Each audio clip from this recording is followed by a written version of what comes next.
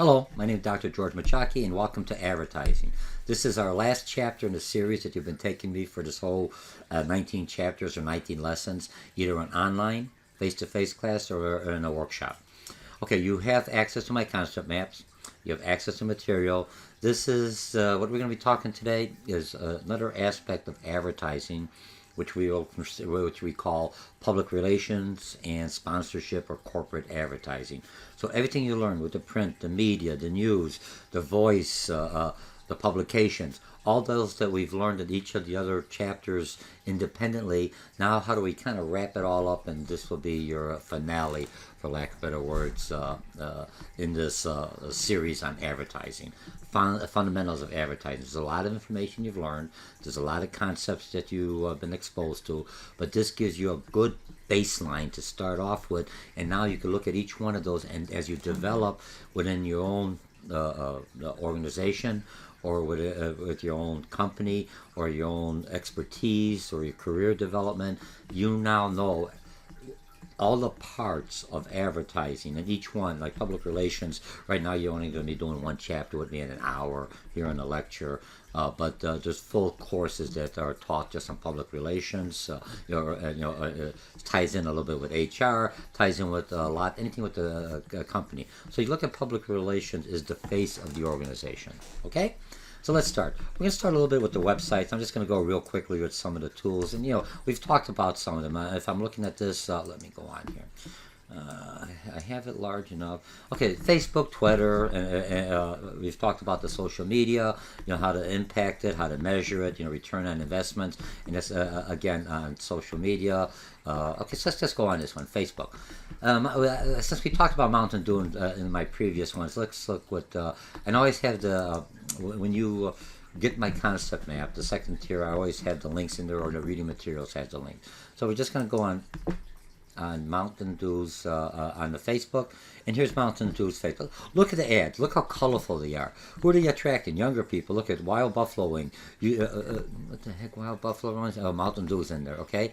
So if I'm looking, prepare yourself. All this is stuff that Mountain Dew is Dew Shine. That's where so it gives you things to look at, different Mountain Dews, and on the social media or on a Facebook, you can communicate back and forth. So people are talking about it. If I flipped on this, I'm not going to go through all the sites, just to understand that this site, social media, and public relations or corporate advertising is a tool that cannot be omitted, a tool that you have to utilize, since your new generations, your new followers, your new users are utilizing social media. Not everyone, but majority. When we look at the numbers, I think it was like 60% of all internet users have a social media account, at least a Facebook account.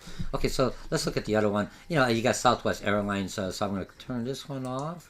And I'm not going to go through all of them. I just want to see how they, I'm sorry, I got to click on that. Okay, here's Southwest Airlines. So it's got the company, the plane, probably found a newer plane, so it looks nice. It has information about a cat. Southwest, a perfect vacation. And, cuddly. Who are you attracting to? People who love animals. Men, women, kids. So it's very cute. It's informative. And it lets them know, here's a dog. Does it indicate you could bring your dogs on here? I think they do, yeah. They're also selling a bag, which has Southwest Airlines. Put your little kitty in there, and we'll take care of him or her all the way back. One lucky cat or dog. And so, Dare to Dive, Shark Week, and it has, little commercials. So, look, on a vacation. So they're trying to utilize social media as not a real stuffy type of an advertising. That's all that you're learning here. Remember, part of public relations. How do I get, or corporate image that we'll be talking about? How do I get that good image of the organization? There's always bad stuff about the airlines, the delay waits, the costs and everything else. The Southwest is one focus for customer service. That's what probably was selected for this one here. And it's usually the benchmark when we talk about benchmarking on ads. Which ones or industry, this is the leader of customer service so far. Then you got Dunkin' Donuts. Let's look at President Obama. He has a Facebook account. And I always look, even though his popularity is going down, I'm not going one way. I'm a business person. You can log in, sign in. You got President Obama talking to you, different pictures. Here's healthcare reform. So he's pushing stuff. How he's helping. This is social media that the main media may not cover because they like the stuff that individuals. What did he do? What did he do wrong? That's what sells newspapers. So this is his way of coming across more of a friendlier, easier type. And this is how he got elected the first time and even the second time. And you see the Republicans, Romney's coming in. They're all now has a Facebook, a social media to talk to their followers. These are people that they know like them. And, not only like them, you always had the Republicans look at what's he saying? How could we counteract that with our Facebook?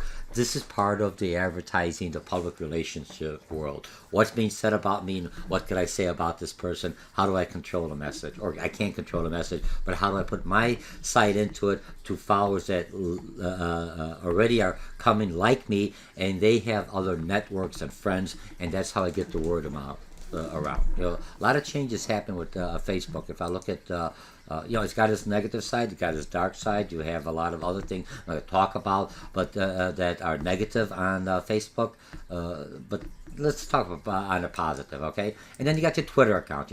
Ford's got a Twitter account. Now, the one thing, if you got a Facebook account, your Twitter accounts, because they're shorter, should be a little bit different. So you have a little different, here's your Facebook, tweets and reply. He's talking. Can we see what matters on the board of Twitter? He's probably, so people could, a group of 12 or more cows is called a flink, get milk, get real facts. So there's information on here. Twitter is another source, another means of communication that advertising cannot overlook. Remember, technology is coming in there.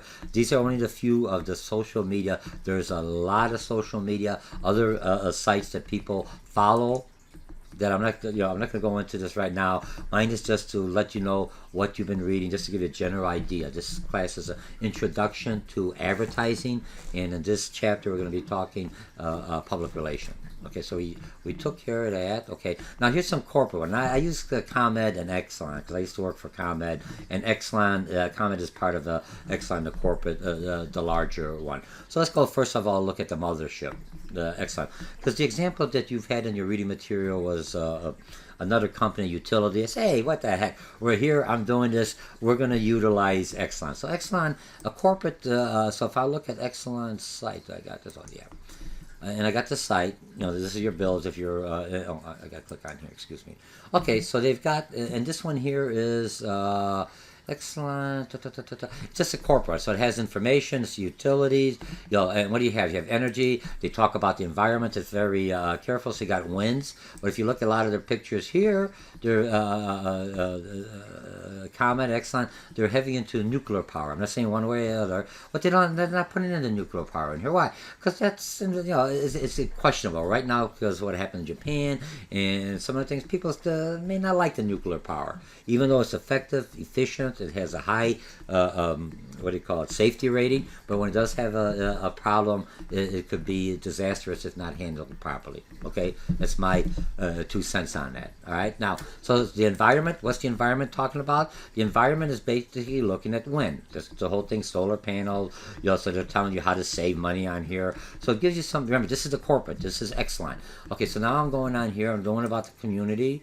So it's going to talk about different community. What are we doing? Corporate citizen. We're helping people out. We're getting, a lot of times if you go into a lot of the stores, you'll say this is a free light bulb. Light bulb's been reduced because of Exelon. It's a rebate. And the rebate is because some of the regulatory agencies, part of a lot of the utilities, they have to show that they're conserving and reducing the emissions, and they're helping people reduce use, to be, for lack of better words, I'm trying to, environmentally and energy efficient.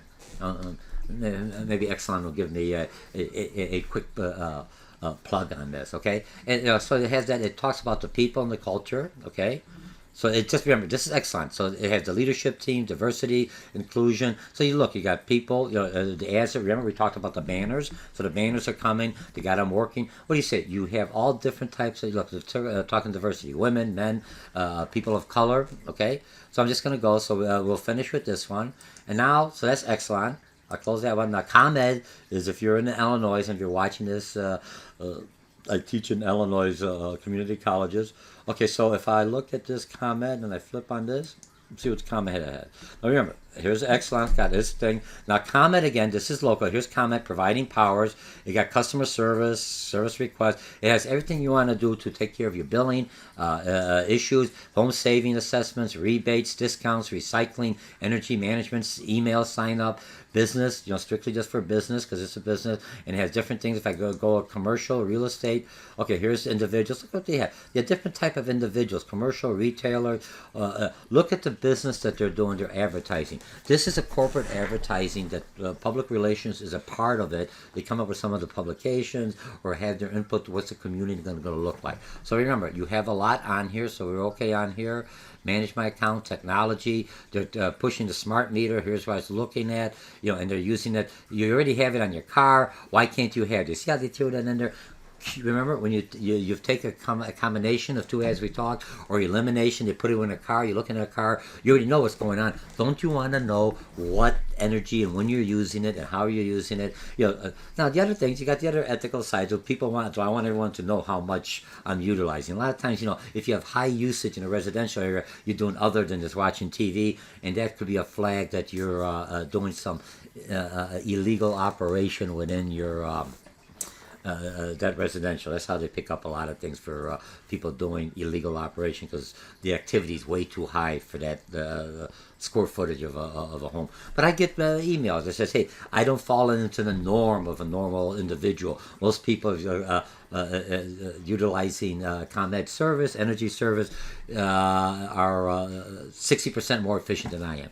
But are they, because a lot of people have two families, they're all both working, no one's at home, so the energy rates are lower, so they say you could save on that with a time meter. I have family at home, I have a grandson, so there's always somebody home. So my usage may be a little bit higher because of my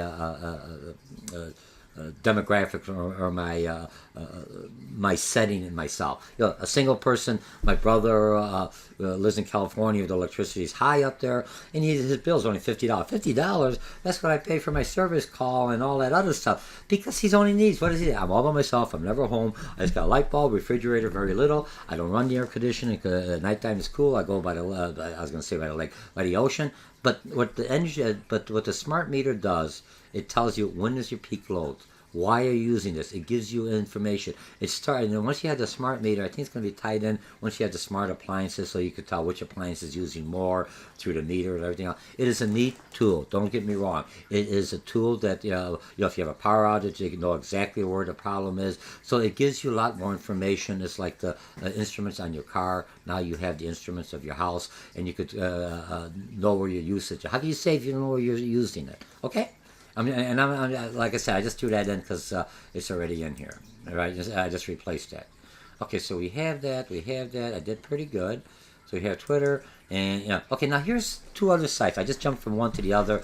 Let's go. How to measure public social media return on investment. Here's a site you could go in there, and it gives you some idea. For those of you doing the paper for me, take a little time to load up. Now look at their ads. Remember, here's the thing, nothing's free when I click on some of these social media. Okay, so they have a lot of things. Reality check, defining clear goals, and we're going to talk about metric tools that you could utilize, Google, Omniture, Tweet Me. So all this are tools out there that's provided by certain third-party individuals. If you utilize them, that may be free to you, that you could do to see if your Facebook or some of your social media are effective, okay? And now this another one here is Public Relations Society Organization. I clicked on this because, and a lot of times PR, public relations, their association. So there's a network. If you are in public relations, how do I connect with other like minds like myself to talk with PR? So you got diversity, women. So you got conferences group, APR, accredited training to tell you how to do the training, jobs, careers, if you're looking at jobs, coming up with jobs, what's new, latest jobs. Remember, part of this whole thing of taking this course is in advertising, what part of advertising do I want to be? Do I want to be in the ads? Do I want to be in public relations? Where do you want to be in your ads? So if I'm looking at here, it gives you latest jobs. Media relationship manager, marketing specialist, communication specialist. If you're an English major, a journalist, and you can't get a job, there's a lot of jobs out there if you know how to read well, write well, and you can communicate well, not only on a verbal, and if you're not a good outside person, but you're a good writer, there's still a place for you, okay? So this is a whole thing. So it has an intelligence, look what they have for intelligence, advocacy, business cases, ethics, diversity, research, partner, blogs, podcasts. Let's see what they have in the podcast. We had it up there. You got different podcasts. There we go. So it gives you information when you're writing your advertising plan for me. Some of you are some of you are a nonprofit organization. Some of you are corporations. Some of you small businesses. How do I utilize PR, public relations? That's part of advertising. We're going to get into a little bit more. I'm just showing you ads now, kind of get your interest. So when you come in there looking at the lecture, you go, oh wow, this makes sense. Remember, this is the last time you've seen me. Now, I'm a student, public relations. That's the area I'm going to go into. So they have the same thing just for students. Excuse me for a second. Thirsty. Okay, so if I'm looking Public Relations Society for Students, so if you're a PR, get in here. Remember, my whole thing is advertising, marketing, or management. Anything I tell you from students, you need to network. What better way to network than what other people would like? So here's what I like. I like PR, public relations. How do I meet other public relations? What should I look? What's out there? How should I? What should I say? What should I know when I go on an interview? All this is what should I do? What schools are better? How should I prepare for this? This gives you some information. There's internships, jobs. Internships is just you training. So you go out there, you got some experience, you have information, you have certain events, national conference, leadership rally, regional conferences. I'm not going to go out. Scholarship, there's money available. That's your field. How much? Chapter awards. And if you look at chapters, the different chapters for the locations, I get into news and intelligence, chapter news, forum, newspaper, what's going on, monthly update. What I tell business owners, entrepreneurs, students, whoever, get into some of these blogs, get into some of these mailing lists. You'll have an account that says George Mochocki, just George Mochocki, other. And that's my account, and I have an email that says G Mochocki other, and I could get all this other mail not to affect my core, because otherwise you'll be bombarded if you open up to one. But I utilize that for schooling or for how do I get new information. Easy, inexpensive, get research data, and it helps you learn, and it helps you keep current and keeps your own costs down, because now you're always learning class. You could finish my class, you could finish all your training, your workshops, everything. You'll be taking another one because technology is coming in. How do I utilize? What's coming up new? This isn't working. What do I do? Here's where you talk to people.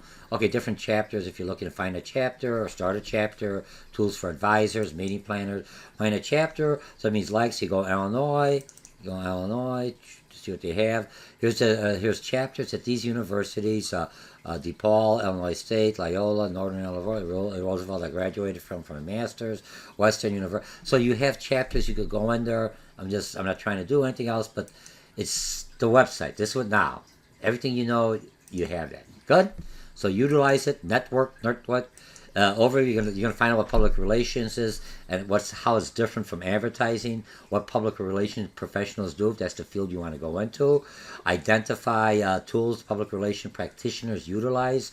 Growing interest in sponsorship. I teach sports marketing, so you'll see some YouTubes or videos on sports marketing. And then when people come to my sports marketing, I got a lot of sports. I can't say sports jocks because I did that last time. I thought that was when I was growing up. That was an honor to be called a sports jock because you're physically fit, you're strong. People looked up to you. And then one of my students told me, and I mentioned before, oh, that's derogatory. We're not sports jocks. We got a brain. We are basically athletes. You know what I mean? You got to call me an athlete because, oh my God, okay, you're an athlete. What's the difference? But words, remember in advertising, if it's a word that's creating noise, or it's a word that people are, it's a derogatory term, it was acceptable then, now it's a derogatory term. So you have to, in advertising, change. You cannot utilize that word. So if I offended anybody out there, you're an athlete, I'm sorry. Now, when I go back to the sports marketing, when I tell them individuals come in there, they know everything about one or two sports. Fine, you've got your enthusiasm. What I want from sports marketing, I tell them, it says you're to learn how to market a sport or other sports. It's a marketing class. So when you're taking me for sports marketing, you have to know something about the sports if that's the field. But you're looking more at events and how can I utilize that event to help my client? How can I utilize that event to help my own business? If I got a sports bar and you've got the Hawks are going for the playoffs and they're tied now, how can I do it? I says I got Hawk fever. I'm selling stuff. I got a Hawk beer. Blackhawks. I'm sorry for those that aren't familiar.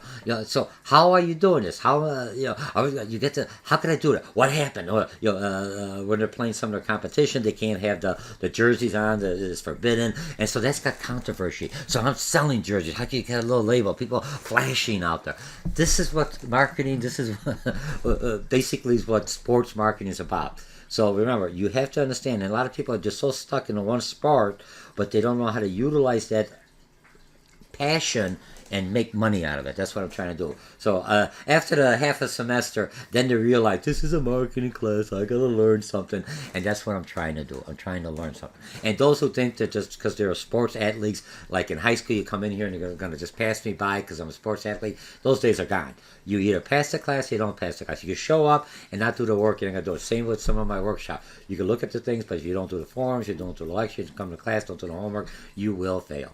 The same thing in business. I know all this information. If I can't put it into practice, what good is it? Remember, when I'm hiring someone with an advertising background, or you're taking it as a supplemental, as a tool for a workshop to update your professional skills, just because you got the degree and you don't know anything about it, it's a disservice for all the other students taking that class at that university or that college or that training shop, because you can say, why should I take it? They got a degree and they don't know nothing.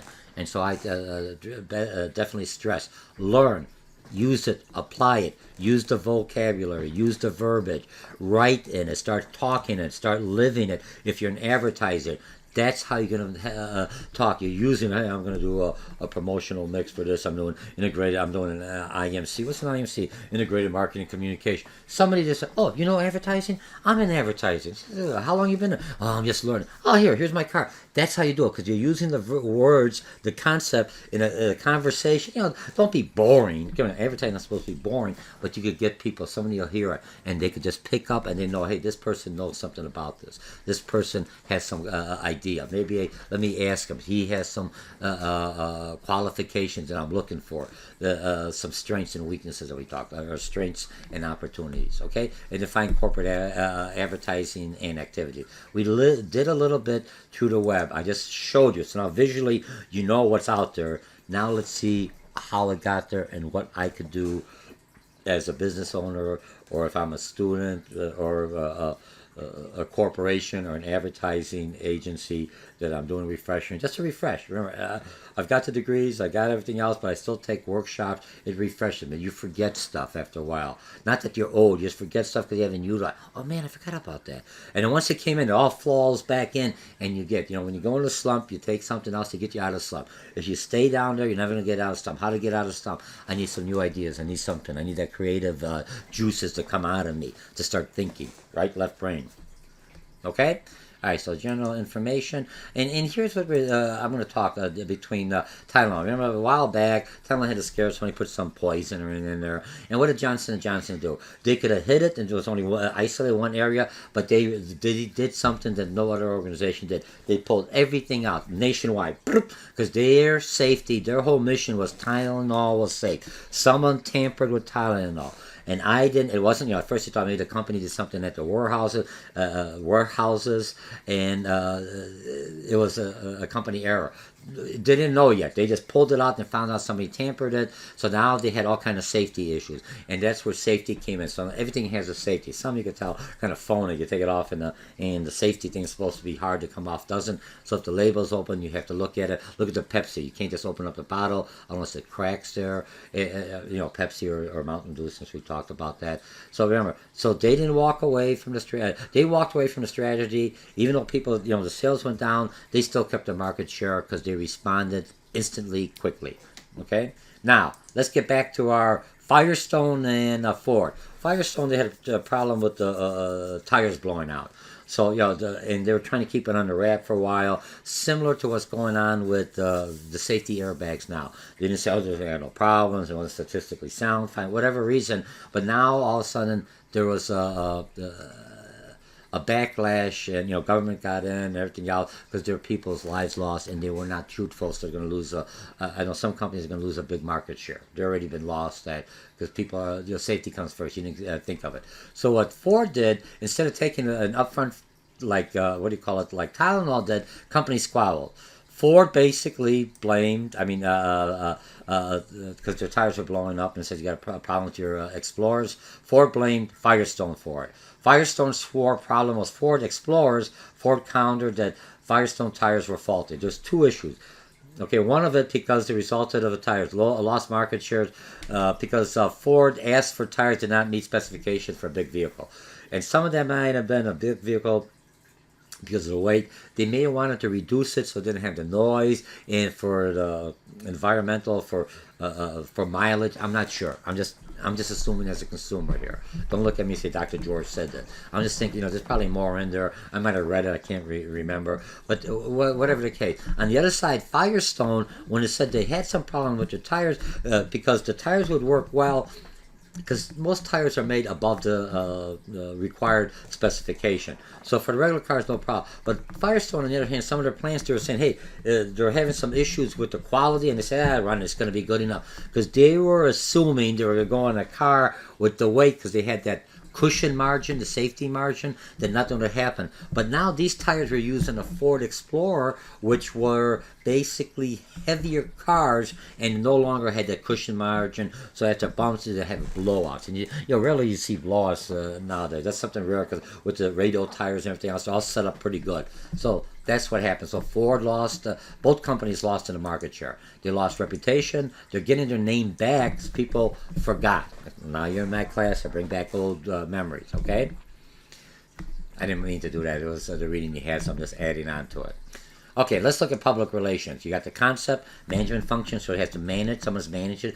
Public relations is, when we talk about the role of public relations, it's a non-paid advertising, but it's managed. It's not like it happens, some of it happens out there. So PR from an organization has to come in there and do damage control and bring the safety back in. So they have PR and advertising working in here. So someone's managing the function of all PR. It's part of the integrated marketing communication.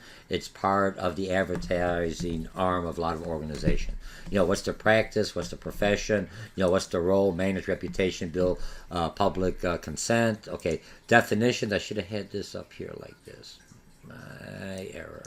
Hang on, I'm live here, so I'm getting ready so everything's out. What's the definition? Strategic management of relationship and communicates with the public. Simple, to the point, probably more. Okay, what's the role of PR? We had that. And the purpose for creating mutual goodwill. PR is almost like an account manager or a salesperson. Remember, we had in the last chapter, we were talking about professional sales. And professional sales is somebody who is the ears of the organization. They're the mouthpiece, for lack of better words, the face of the organization to the company. We don't call them salespeople anymore. We call them account managers, because a salesperson is peddling something. So if you got a sales thing, I would call them account manager or something else. Because sales, when I see a salespeople, I know they're selling me something. So when I'm looking at public relations, he or she is not a salesperson, but they have to have the good communications. The White House press secretary, he is a PR individual. He gives information for the president, so he has to have that face. He's not African American. He's a white person. There was a lady last time. Now someone, because they're looking at the majority individual. You're going to see pretty soon. You're going to have, if there is a white president or a Caucasian or a woman, you may have a Hispanic public relations individual. Because you're looking at the what's the reflection of the country. Okay, are we good? I'm in advertising. I'm not taking any sides. I'm not looking at anything else. Don't look at me. I'm supposed to advertise. I'm advertising on the President of the United States. What is my population base? Who are they out there? Who should be my spokesperson? So people could kind of relate to him or her. Okay? So we have that. How does PR difference? And remember again, public relations. And let me make this a little bit bigger. I keep on forgetting. Now remember, those of you who are watching me on YouTube, no problem. If you're watching me on a proprietary, like an iTunes at a university or a college, and I come in larger, or sometimes I just have the link in there, and it may be smaller, depends how I saved it because of the space. It just says, a lot of times you had the little box, you could make it a full screen, then you could see this a lot easier. Or if it's already the full screen, it says follow the link or follow my channel, whatever it is. Open or go into Facebook. Not Facebook, YouTube. That's where some of these are also in there. Click into YouTube, and then boom, and then you could have the larger one. So you could have this. Remember, when you're recording and looking at this, let me just close this here. Sorry, minimize. Okay. So when you're recording and looking at this, I've made it large enough. Oh, that's what I was doing. Well, I got it 200. Good.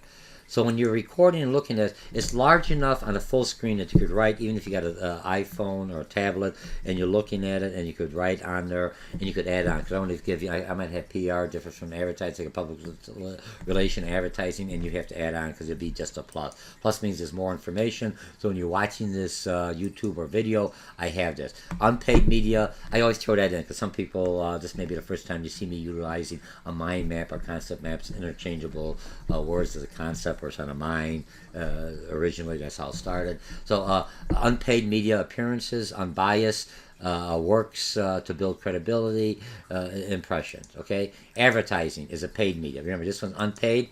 I can't, once a message, I don't tell them here's the message. I just make sure I set up the scenario so I'm looking in the right limelight. When the president or a public official's out there, he's wearing my T-shirt, or I have my pop there, or somebody back there that has my logo on there, indirectly, subtly in there, but he or she's in the right place. Okay, so public relations is managed properly, and if there's something bad, how do I get it back in, utilizing the tools from advertising at my disposals. And remember, when the ad comes out, PR is also involved because they're the ones who are they have the pulse of the organization. Advertising has the pulse of the customers. PR has the pulse of the impact it has on all the stakeholders outside that may not be buying the product. Okay, works to build credibility. Audience are often very skeptical with advertising because they know it's paid. I'm going to talk bad about my company. Includes company bias. And the same thing when you do research. When you're doing research and you have information, look who funded the research. Even though let's say this is unbiased, if you're doing a new drug coming out there, and it's Abbott Labs funding it, or has some funding in it, or you have Baxter's on it. Those are the two main ones, or some other foreign. What do you call it, a pharmaceutical organization or Walgreens or anything else. Look who's funding it. What do they have? Is it unbiased? They have some bias to it. I'm not naive. And most of you aren't naive. I'm teaching advertising, but some are naive. That's fine. But a lot of people are very skeptical of that. PR, they're not, because I don't control the message. Once it's out there, it's there. Okay, sorry. Okay, practitioner's viewpoint. Okay, when I talk about practitioner's viewpoint, let's see what we have here. Marketing and PR. For marketing, and let me open up the tool. It'll be easier for you to see. Okay, marketing. It is our company's umbrella process. Remember, in advertising, marketing, here you talk about this, to determine market needs, sales, and distribution. Now, PR is our company's umbrella process. It is a broader use. Remember, marketing is very specific to one product, to one location, to region, whatever. I'm selling a product, I'm selling a good. I have it. integrated marketing communication strategy or marketing integrated marketing campaign. Now PR takes it a little differently. They're looking at the organization, like I showed Exelon, I showed Comet. They're looking at the whole company. That's what they're trying to find out. It's the umbrella, broader use, maintain relationship between the publics and include public. Everyone I'm talking, the agencies, the investors, the employees, the different governmental heads, whoever's out there. That's what PR does. They're like a account manager that takes care of the organization, just like the press secretary makes sure he sends out tweets, social media, puts on the good face for President Obama or Mrs. Clinton who's running, or Romney, whoever, or Bush, they have whoever the campaign. I'm just throwing that. So I'm not one way or the other. I'm a business person. I'm an advertiser. If they hire me, yes, I'm a Democrat. They hire me, if it's a Democrat party, say, George, you want to do some work? Yes, I love the Democrat. If it's a Republican, yes, I love the Republican. I'm a business person. I'm neutral. I'm a community. I have no bias. I have no loyalty to either one. I try not to. Even though some agencies are advertising agencies kind of always linked, and we'll talk about it later, to one party or other, but there's a lot of there are independents that have no linkage or loyalty, and you shouldn't really in advertising. You know what I mean? Because everyone's a customer, and unless I'm doing an ad for the government. And when I'm looking at this, when they did the ad we mentioned before, for a non-religious group, and I talked about a little bit on advertising when I looked at the Catholic Church when they had an advertising, Catholics come home. You know what I mean? I would always wonder, and always would how would come out that people say that some of the people who created that ad were atheists. I'm not saying, I don't know, I have no clue. The odds are there probably were some in there because it's a big advertising. But what if that main person was that? Would that affect that ad down the road? Not really, because who cares? You know what I mean? The way I look at it is the message I'm sending. Who's utilizing the sending? And, maybe the person is there. Did you see what I'm talking about? But if that came out in the social media, that could affect the whole thing for the ad campaign. So how do I come in there? How do I do my public relationship, not only to the church, if that would come out, but also to, to my agency? Remember, I'm using this as an example. That's not the case, class. Don't take me in there. You're learning. This is what I'm using this. You're learning. So PR has to come out there. Something came out there. That's not that negative. How do I turn it around? That's public relation. How do I put that image out and talk to people, say, no, so you in that case you'd have the advertising. Oh, we do, we're a diversified organization. We have people of all faiths working on this ad. It doesn't have to be Christian people working on this ad. We could have Muslims. We could have Jewish people. It doesn't make it. They have the ad. They're focused on the ad. There has no religion bias behind there. Because I'm coming up the ad, I'm working with my client, which at this for the last one would be the church, okay, or a synagogue, or whatever it is, okay. So we have that. Now let's look at public relationship tools. Now there's several tools, and I'm going to go into some detail on it. You got news releases, press kits, photos, featured articles, printed materials, posters exhibited, audio, visual materials. I could just leave it at that. But since you're taking me for a workshop, and I want you to really learn and understand, and and this is my last session. This is the thing that's going to the capstone, takes everything you've learned, and now how do I apply it? And some of you are public relations individuals taking the course or taking professional classes to see how I could be a better PR individual, and that's part of the advertising, part of the marketing. It's all in there. The visual, the voice, everything else, the brochures, the timing, all that is part of public relation. So those of you who are taking advertising and you don't like the fast pace of even though I'm not saying public relation isn't a fast pace, but there's more, there's deadlines and everything else, and you like to maintain relationships. PR is the area you'd want to focus in on. Just my perspective. And I've had a lot of individuals, a lot of dealing with PR on there, and it's a different type of individual. He or she's more calm. They're the face, remember, they're the face of the organization, just like the sales or account managers are to the business world, to their clients that they're trying to sell their products, for lack of better words, or bring in their ideas. The public relations is the face of the organization to everybody else, not selling anything, but to bring in that good image. So when you see, let's say if you're a ComEd, and when I was working with ComEd, you would see George Mochocki as a ComEd individual. You know what I mean? So when you see George Mochocki, when I was an account manager, and when I was a superintendent, when people talk to me, that's who they talk to, ComEd, not the little bell, the thing, because they look at the people. So if somebody calls in, remember, we'll talk about public relations and advertising. You have to look at the employees that is going to be your face, your image of the organization. Because if you have someone that is disrespectful or someone that is obnoxious, they're going to say, well, that's just George. You hired George. And if you hire George, this is what the organization is a reflection of, because that's the value system that George has. And when we talk about sponsorship, when a company sponsors someone, we're going to beyond that. If they sponsor someone and they're good, they want that good brand image, and the person is something bad, you're not just bringing up domestic violence, was a big one with the football last season, where you had the Super Bowl, they had the whole thing on domestic violence. A lot of people thought that was a little bit too much, but they had to get their image back. We don't tolerate domestic violence and all that. So when you're looking at that, that was the image. The sports figures that were in the national NFL, National Football League, it's tarnished the whole league. They also had the head injuries and all that. Now I had domestic violence. Oh my goodness. Because you don't want that image. You want the sport to be, it's an entertainment. Remember, sports is an entertainment, part of the entertainment. Even though it's a larger part, most people, money spent in advertising sports, because that's how a lot of people do their pastime. And sports could be anything from walking, jogging, netting, anything I could do some kind of activity with. It's an entertainment business. So I want to make sure I always have that good face, and public relations is the one I'm doing now. Okay, so let's look at this one. News releases.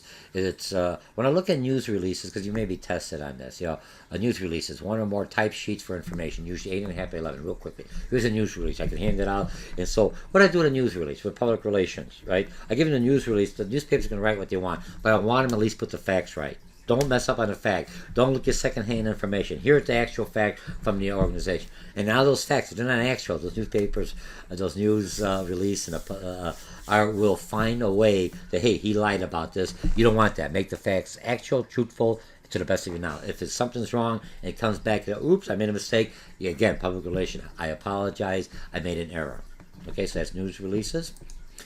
Press conferences or media kits supports publicity gain at stage events. So I'm out there, I already staged the event, and I'm involved in that. So there's a press conference. Photos of the event, products in use, new equipment, newly promoted executives. We had someone, when I look at, what the heck it was, when FEMA had that thing back with Hurricane back there, Katrina, I'm trying to figure out. It's been a while back. And so FEMA, or even when British, let's forget the government. I've been picking the government too much. Let's look at British Petroleum Oil, when they had an oil spill, and he had a guy out there. So, well, it's only a little oil spill, big deal. And he was the president of the company. He had no value. He said, it wasn't that bad. Okay, so he did a little bit of clean it up. For the environmentalists, they went crazy. They said, this is the person who was the vice president of the regional area, and he had such a casual, nonchalant, big deal attitude that hurt that company. They went in once he said that and said it was not a big deal. It might have been compared to the other one, but it was a big deal anyway. He should have said, yes, we take it. Every oil spill is an environmental issue we strive to get rid of. We got zero tolerance for oil spill. When he did that, he was out of there, out of that position. And what did it? Bring a new face. Here it is. I am so sorry. We are looking at, I'm an environmentalist, a different face, because that person could not come back. I'm sorry, I didn't really mean that. I slipped. Nope. People, your confidence is gone.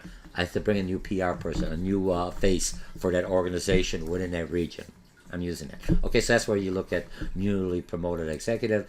Featured articles. Many publications, especially trade journals, run featured articles, what they call soft news. Remember, when you get a question, what is soft news? It's a featured article. It's not about. It's just about a company. They're environmentally safe, or they're very social responsible, or they give to Ronald McDonald, or they do something. So they run an article about that, about companies' products or services. Just one of them. Okay, printed material, real easy. Most popular used by public relations. I got to give them some knowledge. I could tell them everything else. They need something. I need something, so they drop it. They read it. Don't give it something cheap, something nice. So they'll leave it around, and somebody else will pick it, or they'll put it in a waiting area, and people will read it. Maybe not much, but remember, you plant all those little seeds all over, you start growing. Indirectly. Remember, it's coming in there not from me trying to sell you something, not through an ad that people are skeptical, don't believe, that we read about, but something that's in there from the third media, and it may be women's magazines, AARP. I hope I got the initial. I'm not much in increments, but anyway, so you know what I mean. So it's out there. So it's like the soft news. Okay, it's in there, public. Printed material. You try to get that stuff out there. Poster and exhibits are a little bit bigger. Here's a poster. But look at, you got Sprint, you got NASCAR. NASCAR, the reason I use NASCAR is because if you look at NASCAR, a lot of people say, I don't do racing. A lot of people watch the racing. NASCAR is more of a very family event, very family-oriented event. They have racing, they have a lot of activity. They have a lot of reach. A lot of people watch NASCARs. They have a good image. They have women. They have a couple of women racers in there, very effective coming in there.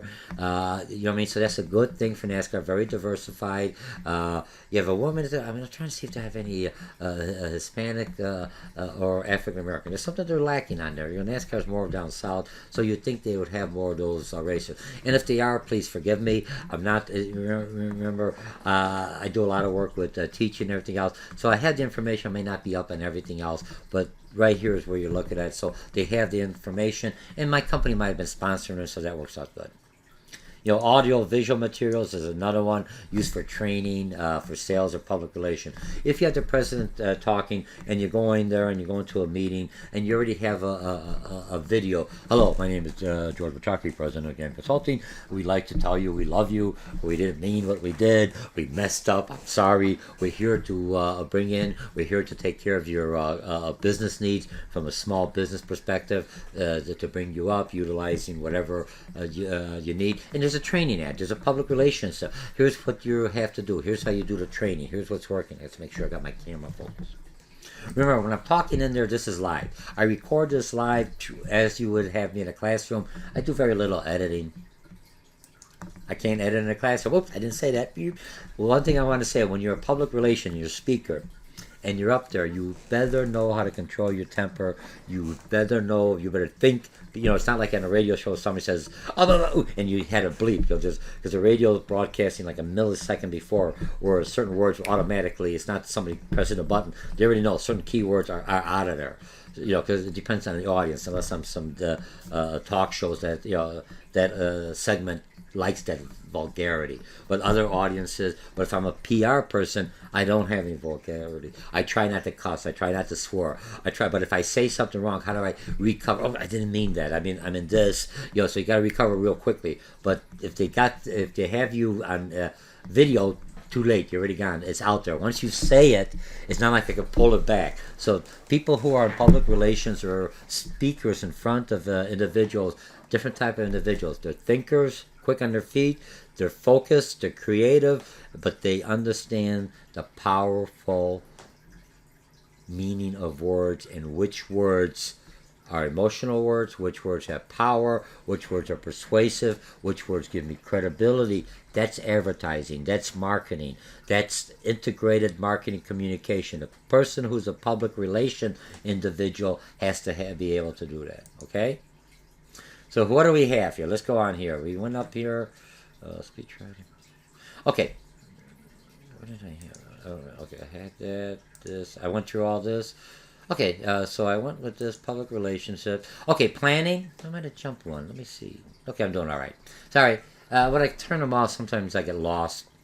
Because I don't see the whole picture. Remember, I'm trying to do this more for you to work. Okay, so I analyze relationships. Okay, so public relation job activities. What does a public relation relation individual do. Planning, analyze the relationships, evaluate what do you call it, opinions, determine influentials. What commercials? How do I influence? What are the key things? I have to be out there. I have to understand what's the pulse. When I had to do public speaking, before I come out there, I wouldn't come out first. I would come earlier and talk to the individual, see what's on their mind. They don't know I'm the speaker unless I'm famous. I'm not famous, but I'm out there. Remember, so those of you who are in public relations, come early. First of all, make sure it's everything's set up, everything's on time. And then as people come in there, you sit around, you talk, you mingle. Don't put your things on, mingle, get a feeling. Make your connection. So when you're out there talking, you have people you already know. I know some people are coming in here. I know you're upset with ComEd. I know you're upset with the rates or the outages. But look, here's what we're doing. We're improving the service. I'm just utilizing this from experience. So you come in there, and now I open the door. I know, so they know, I already know what they're there. Not to say, hey, look at the stuff, we're the best company in the world. We got 100% reliability. They're all on lights for 3 weeks. Yeah, they don't want to hear that. Hey, sure, statistically, what about now? So I have to be able to address it. That's what a PR goal knows what the issue is, how to address it, bring people in and talk to them, and because you're the face of the organization, and convince them we are working with you. So I'm planning, and researching before I had the meeting. Reputation management. So let me turn this off. So I'm looking at publicity, crisis communications, and when I look at management, when I'm looking at management, quickly rebuild. Okay, identify the problem, something that I talked about. Immediate corrective action. That's the management part of reputation management. Actively cooperate with the authorities. Same thing you heard about how Tylenol did it versus what Ford and Firestone, and versus what happened. I forget the name of the company, the Japanese organization. It was Japan for the what do you call it, airbags. But all the other companies weren't taking any blame for it. One of those, it was basically used in one car more than the other ones. They were saying it wasn't my fault. We had no issue. Again, the Ford Firestone is, and they lost market share. And they lost credibility and quality because the car was known for quality. You know what I mean? And Ford went through it before. You had the Pinto, if you did any kind of history in advertising, where they had a gas tank. I think the Jeeps had the same issue. The gas tanks are too long. They blow up, so they're trying to say it's not an issue. But what are they doing? Calling back? All you have to do is put up. I think when they did the Jeep on there, they figured most people would have the, for lack of better words, the trailer hitch. So that would have the metal bar, but it was an extra cost, so some people didn't have it, so now you have that gas tank exposed. It's just me, remember? I'm not saying that's what happened. I'm one who looks at it, I analyze it. Well, I can see what the problem is, because I looked at Jeeps after that happened. The ones who had that, they're pretty secure, because if you hit it, the trailer bar has to be to the thing. It's a good, real thick, versus then the bumper is only so high, so that would minimize it. So I don't know what they did to do it. I think they did some kind of protection on there. And quickly rebuilt the brand. That's your job. Okay, press agency is the one who goes out there. And community involvement, dialogue between the company and the community. So we talked about that. Other public relationship activities, public affairs, deal with elected officials, regulatory legislative body. I had to deal with the ComEd has to deal with CUB. Citizens for, I forgot what the heck they're for. Citizens Utility Board. I think that's what it was. Sorry. All right. So they're an advocate for the average individual. So when they said this is a CUB inquiry, you try to jump hoops, not to get them upset, because it can make your life miserable. And it shouldn't. Look, when I'm looking at the stakeholders or the special interest group for any organization, let me just make this real clear. As a good company, an ethical company, a social responsible company, that is my checks and balance. The unions, the environmentalists, everything else is a check and balance, that I don't go over the board, that I don't get, it's like anything else. A lot of people be speeding. If it wasn't for the police officers out there with the radar guns, even though, when I get pulled over, oh man, you feel low, but, you run a light, you're not paying attention, or you're just not, you're driving erratically. I want the safety. I'm hoping it's there. That's what they're there. Even if so if they're not there, so what I'm trying to say, the special interest groups are my checks and balance in any kind of ethical program. And same thing here. If I upset a separate group, I should do the public relations, and how do I make sure that does not happen again? And how do I bring in credibility? And so I have to deal with some of those groups. So are we all right? Various groups. Now, the other thing is lobbying. When you look at lobbyists, what are lobbyists? Lobbyists basically, let's say, informing government official, persuading them to support an issue, thwarting administrative faction, legislation in the interest of a client. A lot of times lobbying is also, when you look at Congress and the House of Representatives and everything else, most of them are doctors and lawyers. Because they're the only ones. There's nothing wrong with that. Remember, the ones that could take off for 2 years and come back to a profession. So it has to be someone, if they don't get reelected, they're not out on a job, unemployment. Some are, but the majority aren't. Okay, so they may not know everything about the environment. They may not know anything about, they're not medical doctors, so if there's some kind of drug, some kind of issue. So they have to have something else. So they want to pass some rules saying this. It sounds good to me. But so lobbyists from the industry, remember, from a corporate perspective, this is a business class. From a corporate perspective, and you could be an you could be a church, a nonprofit, or even a governmental that has PR to bring, like President Obama, or what do you call it? I was going to say daily, but Emmanuel for Chicago, Chicago mayor. Okay. So when I'm looking at, you still have lobbyists. So lobbyists are there not to give them slush money. Here's so much money, vote for me. Are there to educate, to inform. Here's our position. Oh, we understand. So they are in a real basic, simplistic mode, telling politicians, here's what this means. Here's what we're doing. They're not. Remember, they're not pharmaceutical, they're not engineers, some may be, they're not chemists, so they may not understand it. So they're telling, here's what we're doing, here's what the industry, and they're trying to convince the decision makers to either soften or do something with the legislation. And if they're not, so maybe make the legislation so it may not be so adverse to affect my my operation or my business or my name, okay? And that's why they went with a client. Okay, so far I know it's still pretty good. Okay, now speech writing. I'm a journalist. I'm an English major. Can't get a job. I don't want to teach at a college. What could I do? I don't want to do regular advertising. Speak at a stockholders meeting, conferences, convention. Somebody makes a speech. Here's the thing, so it's not boring. So they hire someone who writes it, and they got those teleprompts out there, and they just read it. President Bush, not the senior, but the younger one. You could tell some of the speech writers when they first started with them, they're using words you can't pronounce and you know what they mean. What the heck was that? When he's looking at that, he's thinking, and you know he's reading the speech. So then they had to kind of, I don't want to say dummy it down. They had to use, after a while, the speechwriter understands. Remember, the speechwriter is doing it for the person who's speaking. He's not the person speaking a lot of times. The speechwriter says, here's the message I want to come out there. It's a controversial issue. How do we do it not to upset? So you have to use your words very carefully. So speechwriter will write a rebuttal, for lack of a better word. Very carefully worded, very carefully planned. If you look at someone that makes a mistake, a politician, when they get caught for something, when they come out there, they're very carefully worded what they say. It's on the bar. What does he mean? Not his normal.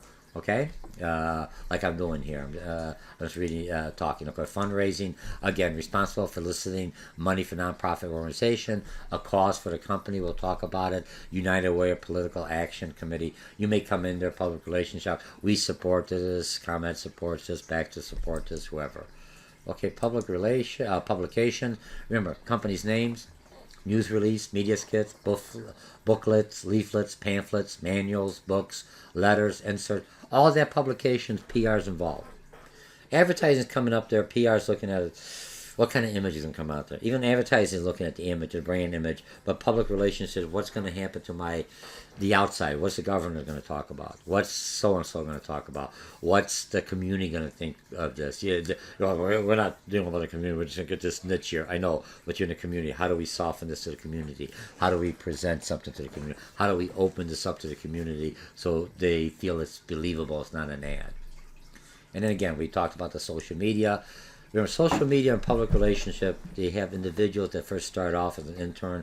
That's all they do is look at social media. They put comments in there, like President Obama or some of the other ones. They have their own blog. You think they answer all the blogs. They got so many blogs in there. There's somebody in there, this intern learning a speechwriter or anything else for President Obama or Mitt Romney or Hillary Clinton, and they're writing back and forth. Now, Hillary Clinton, you figured you would have a woman, and that doesn't mean it could be a man back there, but when you have to write back there, it has to be in the feminine perspective, for lack of better words.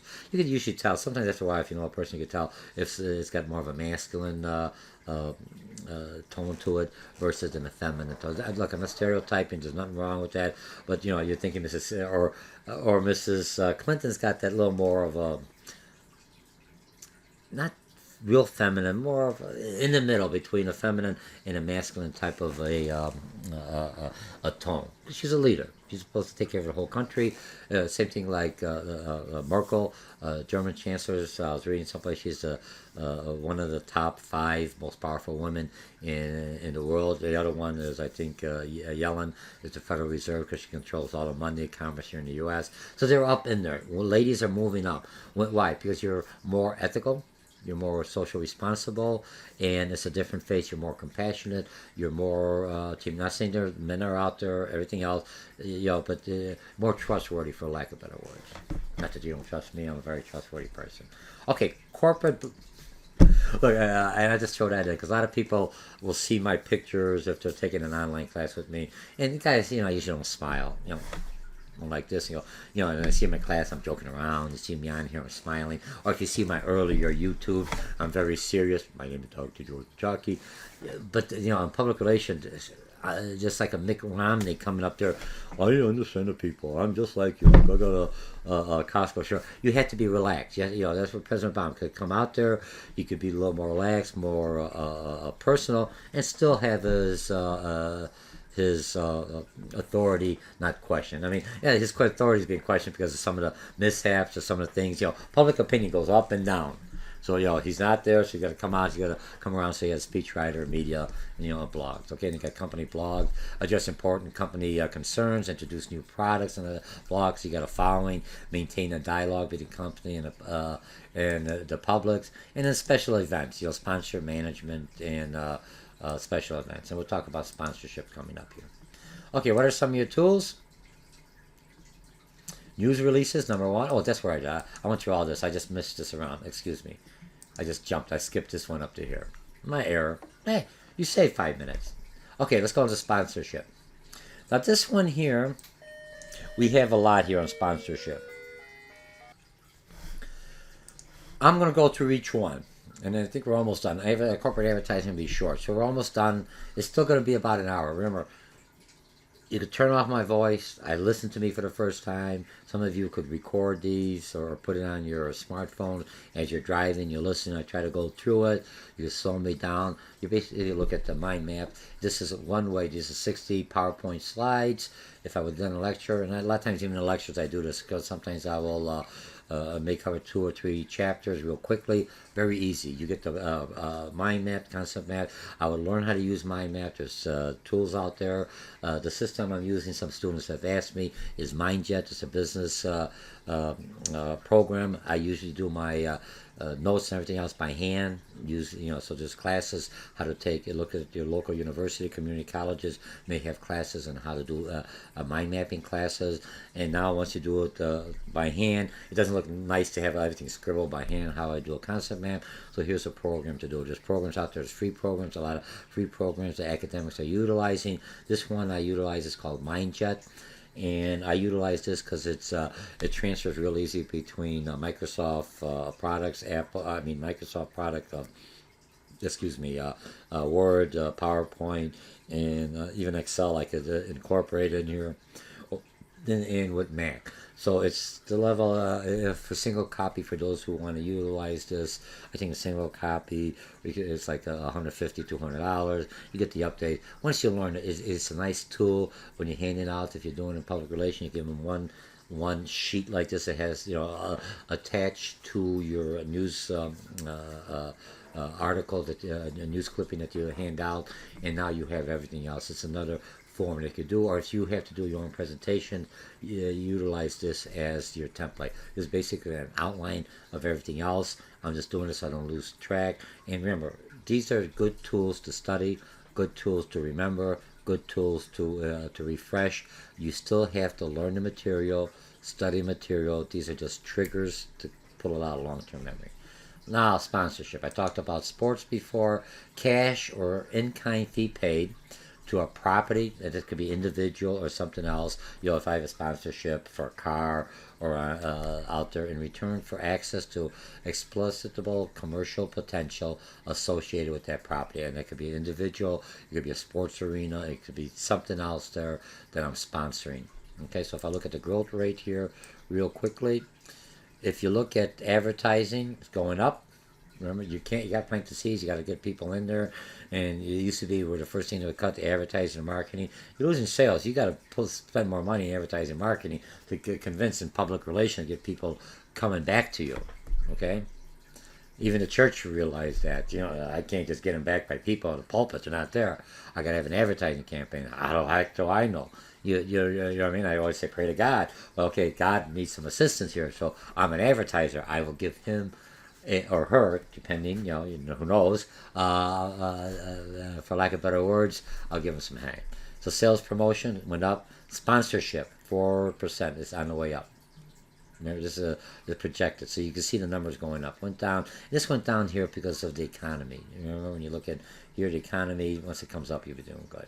Okay, most valuable sports brand, and I just went real quickly, and this is value. How much is sports brand? The name is worth. It's 379 million. Remember, that's what the name. Olympics, 17 million value, and this is supposed to be a million. And that's the World Cup has a lot of issues now. If you're looking at it with bribery, where they're going to play the World Cup at, there's money going back there. So now the ethical issue. Whoever was the chairman says no issue. He's gone. Another person's in there trying to bring it back. People are cutting funding, because they're supported on that. They're pulling it. We don't want anything to do with this thing. I mean, we want the soccer game, but we're not going to sponsor it, have it on there because you're corrupt. It hurts. Sponsors leave very quickly, as you've noticed.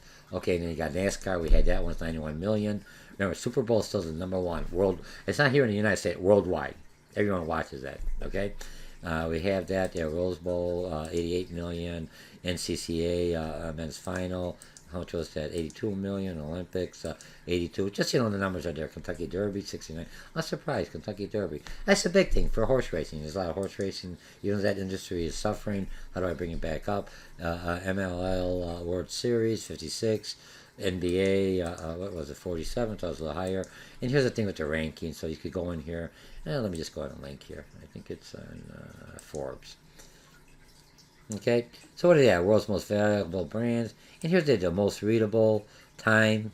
Okay, so 17 days to cover the Olympics, 17 days of brands. Value was 2.3 million, less than the Super Bowl. Not too bad. The Olympics got in there. I didn't have it on here. Yes, it was.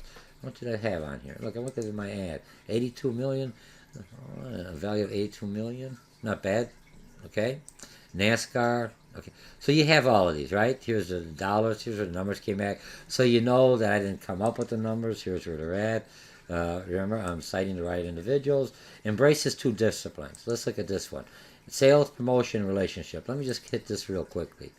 When I'm looking at sales, promotion, public relations, there's the same thing. Not the same thing. They take what I'm learning from sales, promotion, public relations, and I have to find that medium. I utilize both tools. That's all it's telling me. Two disciplines I put together as one. Remember, as a PR person, I still am the image. I have to be a communicator. A lot of sales individuals will come into this area. Why? They know how to deal with people. They know how to, they're crisis managers. They're already talking in front of things. You go in and advertise. And like I said, some people are introverts or what I would call shy. I don't look at introverts. It looks like, oh, I'm an introvert. There's nothing wrong with that. Nah, it's just shy. I just like to, I'm a shy person. I was always shy, timid. Look at me now. I don't see you now, but look at me now and I'll talk. So I don't look at that. I'm looking at more of a thinker side. But how do I get that? But so you want to take this type of individual that's not real boisterous, but in the middle, a very calm, stable individual, knows how to deal with people, knows how to respond quickly, always in a public image, always has been doing his public speaking, and you throw him in here. And when or her, I'm not trying to say him or her, right? And let me just mention that you always catch me saying him and her. If I would always go him, you would think no public relation individual could be a woman because I'm always referring to him. Where most of my audience could be women, so you have to. And if you're a lady, don't say she all the time. Say him and her. You have to remember your diversity you have to throw out there. So I try to say him and her, or try to keep gender neutral. Okay, so I got that sponsorship. Let's see some of our benefits. Public approval. People like sponsorship. I'm helping a cause. Involve stakeholders because they're involved to see the company name. My son, I see the sponsor. Oh, I got stock in or something. So they feel good. Face-to-face customer access. Let me move this over a little bit. This way, wrong way. So you could see everything. Okay. Let's see. Enhance public image, boost employee morale. They see that the companies out there, they're sponsoring events that they love, that they feel that are important, and cost efficient, and convert loyal fan sales. Right. I sponsor in here. Here's the Fan Clicker Foundation. There's a Nike in here. It looks like either it's a soccer FCC. I can't read. It's a little blurry. All right, so sponsorship is in there. It's costly. Okay, sponsorship drawback, costly, creates clutter. Look at this one. Results of multiple sponsorship. I got Jones. If I'm looking at NASCAR, look at the car. I got stickers all over. Sometimes I wonder if the stickers, or you can look at car. I've been to Hawaii. I've been there. I got stickers. It's an older car. Probably putting the stickers there to hold the rust so it doesn't look so bad. Now I'm a walking billboard, but it's not like I'm a cheap person. I just got stickers all over. Okay, so it could be competitive. So if you're doing a sponsorship, you like to know who else is on there. So if you have another person that might be your competitor, you may not want to sponsor with them. Or if it's some sponsorship you're putting on there and it got something that's derogatory against your company, you definitely don't want to have the same sponsorship on there. That's part of the plan is to strategically. I would ask, I'll sponsor you. What other sponsors are on there? Does it make sense? Does it complement my image, my brand image? Is it or is it going to be a distraction to my brand image? You gotta be careful who you sponsor. Okay, and difficult to measure effectiveness, even though we're going to try. Type of sponsorships. Okay, sports sponsorship is the biggest one. More than 65% is spent on sports events. Buying rights to serve Gatorade at the sidelines. Okay, festivals, annual events. I'm going to talk about that. Entertainment, concert, attractions, theme park, wherever people are at. They're having a good time. I want to see my sign out there. Exxon does a good job. Comment does a good job at Wrigley's and Sox Park because they're right there. It should be. And people say, why are you spending all that money? They're spending money. When I look at the money, it's not spending money from the rate base. That's what part of it is. They're spending money from the stockholders are giving, say, this money's coming out our pocket here of our profitability or something. It's not out of the rate base. Because people say, I don't want to advertise ComEd. But it's part of doing business. Or the government. And the same thing when you have like Ronman Emanuel, when he's in Chicago, he's going on some trips. I'm not in Chicago, but I can see, people say, why is he spending money on this? He has to bring the face. He is the face of the Chicago. He's the face of Chicago. And so he has to sponsor certain things or have the Chicago logo or something out there. Okay? Philanthropy is support a cause without any commercial incentive. When I look at philanthropy is like a charitable offering that companies give. And some people at philanthropy, if you had me, they may go, well, the company doesn't have the heart into it. What I mean? They don't really believe in it. If I was a battered husband or a battered woman, I don't care if the company is just giving this to do as a marketing because they have their name on there or sponsoring me there for whatever reason because they could write off on taxes or they could do it as part of a marketing campaign. It's helping the cause. Remember, it's helping the cause. People get so affected why he didn't really mean to give me that money. He meant it to because he's going to write it off on taxes. If I'm the one desperate for need, please. Let them give the money, take the money, use it to the cause to help the people who need it. It's just my own feeling. Just being in the industry, I know a lot of people refuse some money from corporations. And, unless it's something that's against, if it's something that's against your values or organization. No, but a lot of times the companies that want to give, they're not against the value. They're just a big corporation. It's not helping. They have the money, let them give it to you. Help the people. Once you help your cause and they don't need the help, then fine. Then you could just drop the sponsorship for them. Remember, my whole thing is there's money out there. People want to help. Whatever their cause are, who cares? Help the industry, help the cause. Feed the children, feed the battered women, help the displaced, help the persons in a catastrophe. If they want to give, let them give. Okay? Little side note on there.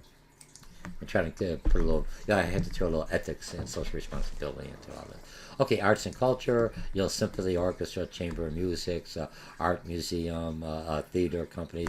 I was reading someplace in Israel where they give some money to what do you call it, to support some of these programs, Arabs and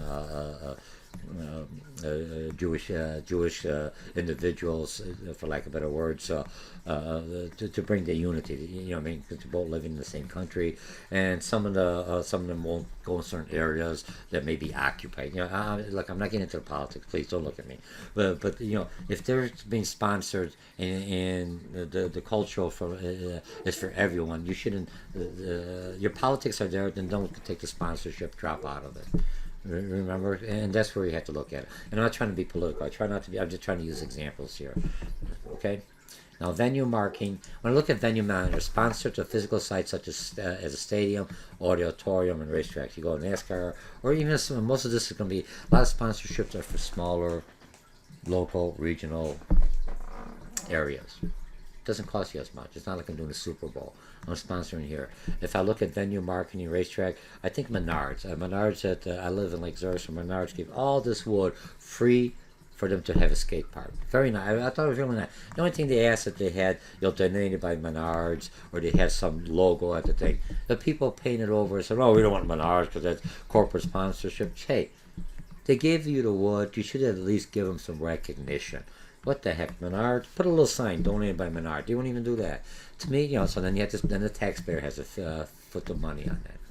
To me, I'm a taxpayer. Keep my taxes low. Take it, don't be obnoxious. Have big Menards signs all over. Have it subtle, but so and that's social responsibility. Now here's the one that I look at that's kind of like little thing, this ambush marketing, and they've done this with. Let me just give you an example. I'm not going to name any company on here because I can't remember what company it was. When the Olympics was out there, and the Olympics is out there, and they had the Olympics, and you have a lot of companies sponsor the Olympics, the U.S. Olympics, because the Olympics in the United States is not sponsored by the government like other countries. It's sponsored by individual donations or corporate donations. So far, so remember, a lot of countries, Russia, China, they pay for everything. You've got the talent to get it, and all the way up, you're already that athlete. Where the U.S. is our own motivation. That's why we went pretty much, because it's motivated. We love the sport, we love it, and so people do that. Okay, so you pay for the event, and you sponsor it. It helps the players, the athletes, the name, and everything else. Now, ambush marketing is, here's the event, and I know that the event's going to be held in Brussels, or it's going to be held wherever it is. I'm just making up, I don't know. What the event's next. And so before it's going, they already announced it, and I got 2 years. I go in there, and I make an arrangement to have a sign, a billboard sign, or something within the proximity where I know all the cameras are going to be out there. And I put my sign up there, George's Game Consulting and Education. Boom, LLC. I'm just making that up. All right, it's out there. And I'm not sponsoring. I'm not giving anything to the Olympics. I could care less about the Olympics. Because the sign only cost me a couple $1,000.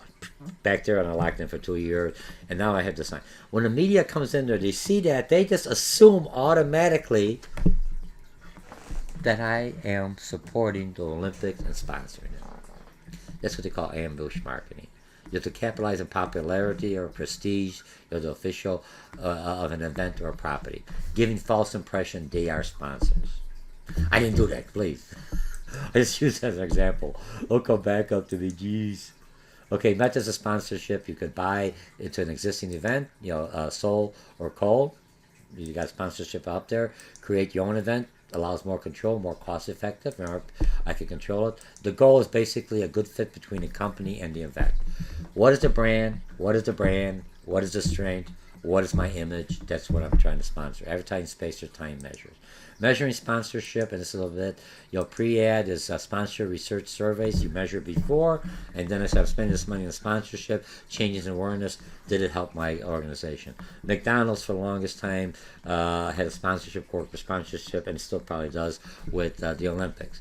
The individual small McDonald's that had to pay to this corporate sponsorship as part of the franchise agreement saying, hey, we don't see any effect on that because you're doing all this Olympic advertising, giving the money for locally.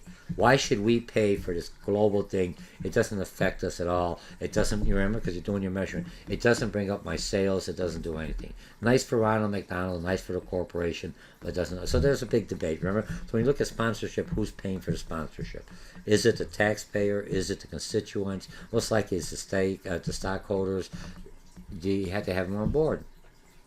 Okay? Now comparing. You could compare, so that's a pre, and have to see if it did it make an impact. Otherwise, you don't sponsor. Free media exposure to advertising space, or time measures, spending equivalencies. That's what I'm comparing, right? So I'm looking at free media space for public relations, advertising space. How much it's costing me for advertising? How much can I do with PR? Because I say something derogatory, or something cute, and it goes viral because I'm on YouTube. I'm on social media, or somebody says something like I said before, and you can't control it. And how do I minimize the damage?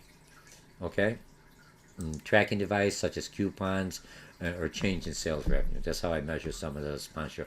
I got to see something. If I'm and some companies are sponsor because they just want the good name. It fits into their corporate image, and you don't care. Like everyone here is environmentally green. Everyone supports breast cancer. Most companies do. You see the pink bowl, for lack of better words, because that's something that people. Hey, it's close to the home. I'm a small business. I'm in a local community. I may sponsor the football team.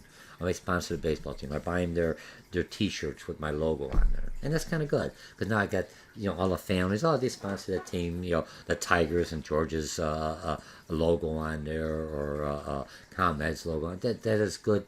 Or your own business. Abe's like there's what do you call it? There's Abe's shoe repair store.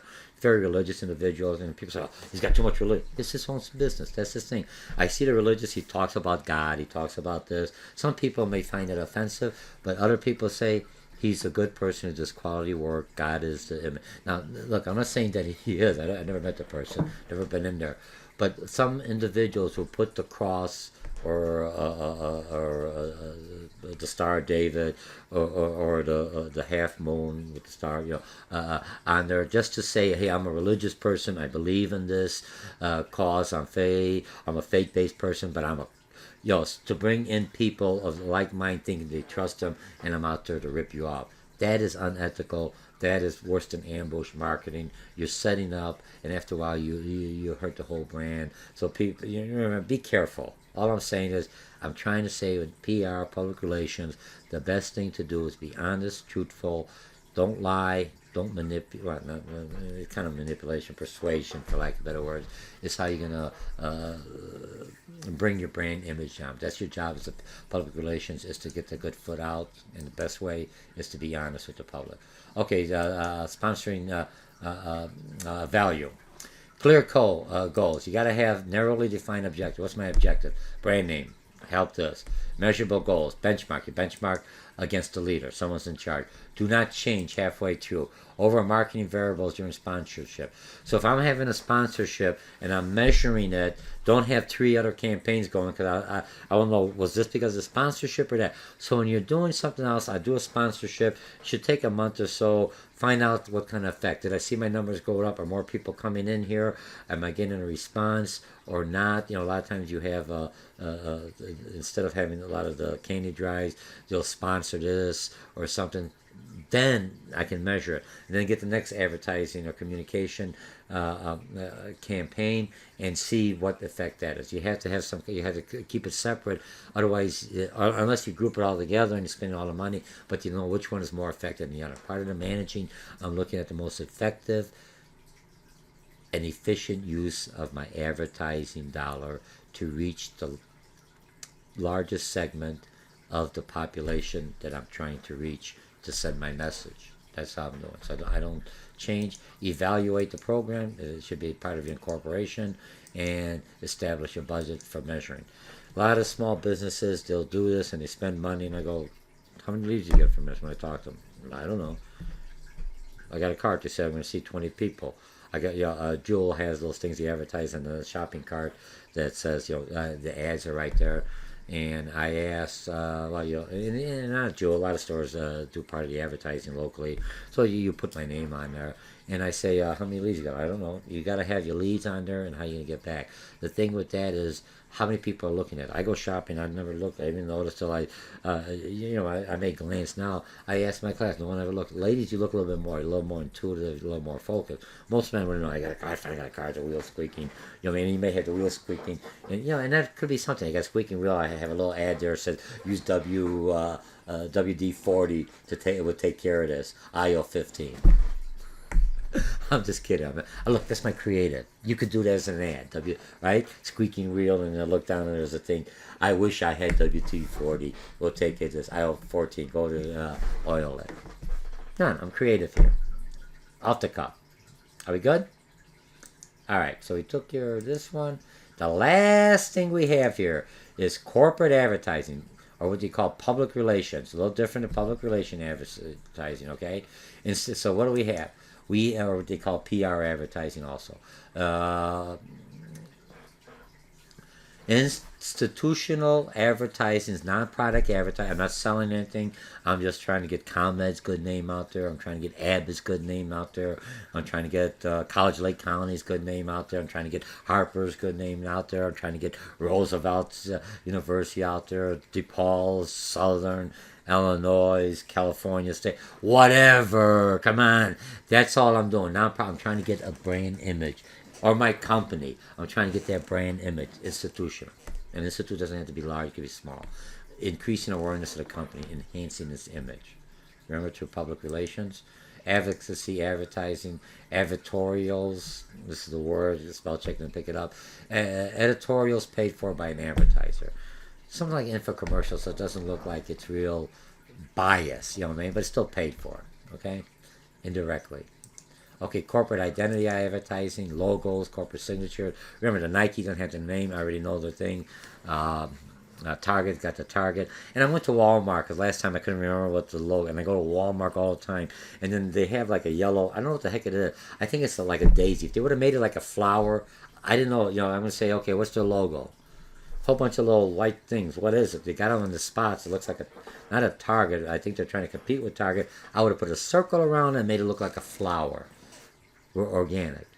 We're natural. We adjust. We're flexible. Instead of just having the yellow things coming around there, I couldn't. What's their logo? Target. I get another Target. I can relate. Target. Boom. Walmart. What is it?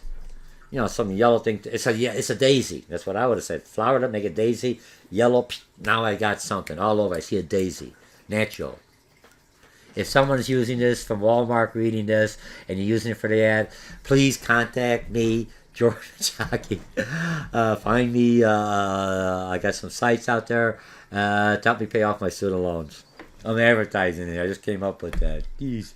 Okay, recruitment advertising. A lot of times, people want to work for large companies or colleges, so they're on there. They got the corporate advertising, they got the ads, and when you go on the schools, they said we'll be out there. A lot of people, here's the big companies, and they're looking at it, so they're doing recruitment advertising. They're out there for certain schools. Like if I look at the thing for lack of better words, public relations. Students associations that we had over here. Let me see. That's what a good thing about the concept, man. If you're utilizing this, I could just go real quickly over here and look at the websites, and here are public relations. Because you had the maps, at least the first tiers. Remember, when you're handing these out, you'll give everybody else only on the first tier. So if I go in here, I'm just showing you how to use the concept maps. This is the last one. I'm just going to go level 2. So everything else is in here. What they have is enough for them to trigger. You could give them more tiers or less tiers, however you want. So let's go back on here. I'll close this all. Okay, I'll just close this all. I'll do that later on. Okay, so I got avatar, corporate, and recruitment, and then here's some picks. How many do I have? I thought I did a couple in here. Right, different, for Africa, a friendly place. I don't know, this one's probably Switzerland or someplace in the Alps. And this one's probably another African firm, museum, probably endangered species, or something to do with some kind of graphic design. Because look how they have, or a collar. There's something in here. And I can't, all I'm saying is, you see how the pics catches my eyes? That's my corporate advertising. Okay, so what do we do? Let me bring this all back. And remember, the program I'm using, that's why I can move stuff easy. It creates an outline. This, yeah, I'm not selling MindJet by any means, but I have people that contact me. What software am I using? It's a paid software, and remember, what you get free is what you get. This one's always up there, and it's in business. It's utilized more because it interacts with Microsoft products very well. Again, if anyone's doing MindJet and you see me, contact me, help me pay off my loans. And, you know, I owe the money. I want to give it back to the government, like most of us do. But how are you going to do it and be creative? Okay, so let me just do it this way. Excuse me. Expand on an individual, and let's go level 1. All right, so that's it. My name is Dr. George Mochocki. Welcome to, this is the end of our series in advertising. I got the bells and everything whistling. I got your attention. Oh, what is that? Ah, wake up. It's time to go. Advertising, Chapter 19. Relationship building, public relations, sponsorship, corporate advertising. Again, this is it. So take me for some other courses or look me up. Just go Dr. George Mochocki on the YouTube. I've got a whole bunch of stuff out there. Some of you are looking at it. You can see what colleges I'm teaching at. And, you know, it's another. I'm in public relations. I'm myself. I'm doing this. I want you to learn advertising. Advertising, the last word, is the visual mouthpiece of a integrated marketing campaign to reach, to talk to individuals. Public relations is looking at the image of a corporation. Not selling one product over another.